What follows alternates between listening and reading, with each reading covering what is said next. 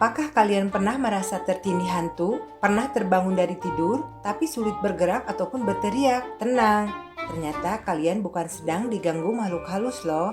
Ini penjelasan ilmiahnya. Menurut medis, keadaan ketika orang akan tidur atau bangun tidur merasa sesak napas seperti dicekik, dada sesak, badan sulit bergerak dan sulit berteriak disebut sleep paralysis alias tidur lumpuh karena tubuh tak bisa bergerak dan serasa lumpuh. Hampir setiap orang pernah mengalaminya setidaknya sekali atau 2 kali dalam hidupnya. Sleep paralysis bisa terjadi pada siapa saja, baik laki-laki atau perempuan, dan usia rata-rata orang pertama kali mengalami gangguan tidur ini adalah 14-17 tahun. Sleep paralysis alias tindihan ini memang bisa berlangsung dalam hitungan detik hingga menit. Yang menarik, saat tindihan terjadi, kita sering mengalami halusinasi, seperti melihat sosok atau bayangan hitam di sekitar tempat tidur. Tak heran, fenomena ini sering dikaitkan dengan hal mistis. Di Eropa, fenomena tindihan sering disebut mimpi buruk, inkubus atau old hag, berdasarkan bentuk bayangan yang muncul. Ada juga yang merasa melihat agen rahasia asing atau alien. Sementara di beberapa lukisan abad pertengahan, tindihan digambarkan dengan sosok roh jahat menduduki dada seorang perempuan hingga ia ketakutan dan sulit bernapas. Menurut Al Shen, peneliti dari Universitas Waterloo, Kanada, sleep paralysis adalah sejenis halusinasi karena adanya malfungsi tidur di tahap rapid eye movement atau REM. Sebagai pengetahuan, berdasarkan gelombang otak, tidur terbagi dalam 4 tahapan. Tahapan itu adalah tahap tidur paling ringan atau kita masih setengah sadar, tahap tidur yang lebih dalam, tidur paling dalam, dan tahap REM. Pada tahap inilah mimpi terjadi.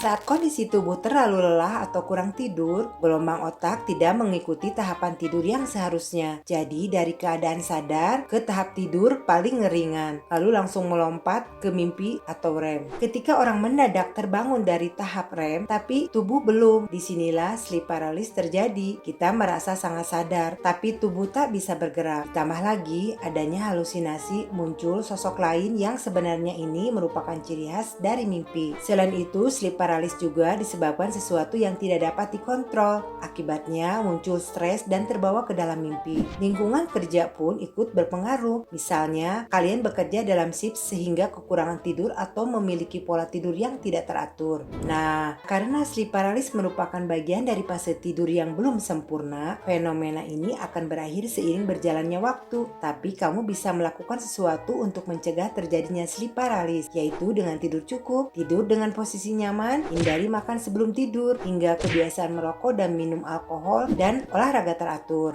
Nah, itulah fakta di balik sleep paralysis atau ketindihan. Bagaimana menurut kalian? Tulis pendapat kalian di komentar ya. Bye!